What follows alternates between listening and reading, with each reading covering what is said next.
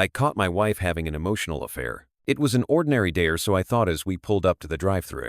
At 38 years old, married for 5 years, and together for 7, our lives had settled into the familiar rhythms of family life with 2 lively toddlers. That morning, while trying to grab a discount using my wife's phone app, I caught a glimpse of something that shattered the ordinary. On her screen appeared a preview of a text message from a 45-year-old man. The message, crude and unsettling, made explicit references to my wife's breasts. In that instant, my heart sank.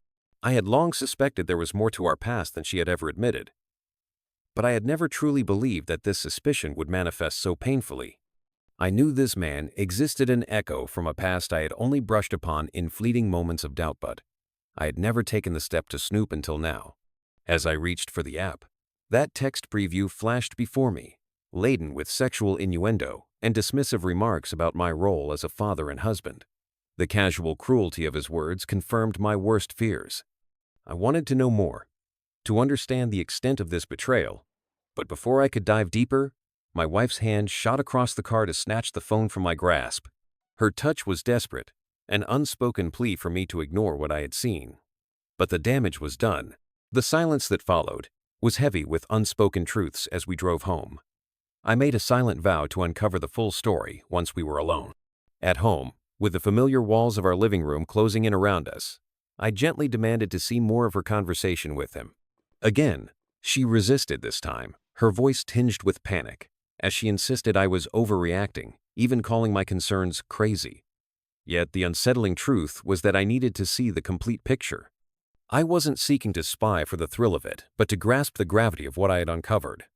After a tense struggle, she finally relented, offering halting explanations. She admitted that he had once mentioned coming over when I was away at work, a confession that sent a shiver down my spine. Her words, however, were filled with excuses that didn't include any reassurance like, I would never cheat on my husband. Instead, what I saw in the texts were snippets of a conversation that went back 6 months, peppered with references to events that clearly predated that timeline. In fact, I recalled that just a month before these messages began, I had been away for a couple of days, a detail that now took on an even more sinister meaning. It quickly became clear that what I was witnessing wasn't just a one-off mistake.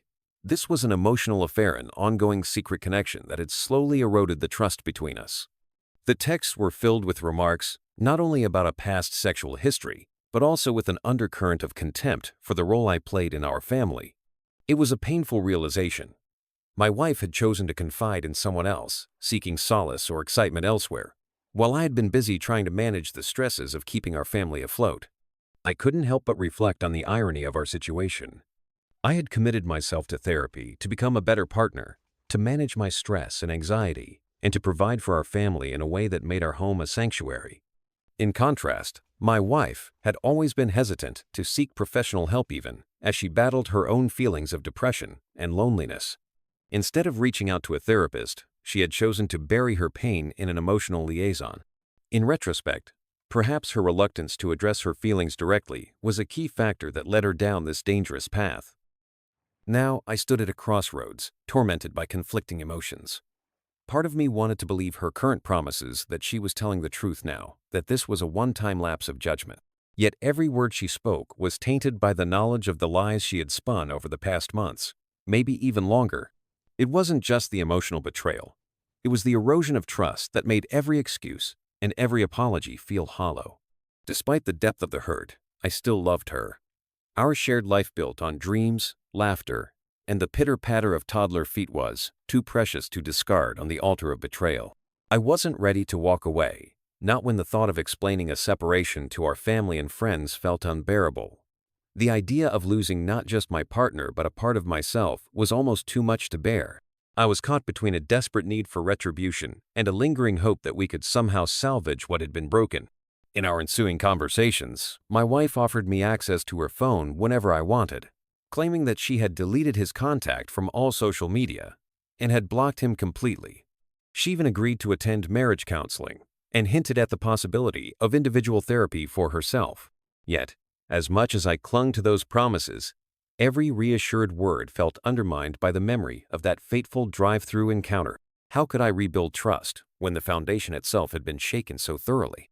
Every night, as I lay awake wrestling with my thoughts, the question haunted me. How long had this lie persisted?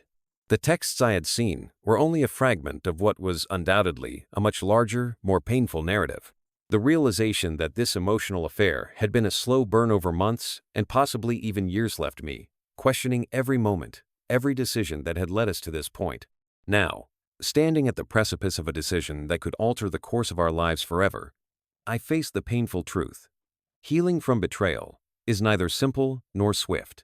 It takes both partners to commit to the arduous process of rebuilding trust. I want to fight for our marriage. I want to believe that with time, therapy, and genuine effort, we can bridge the chasm that has grown between us.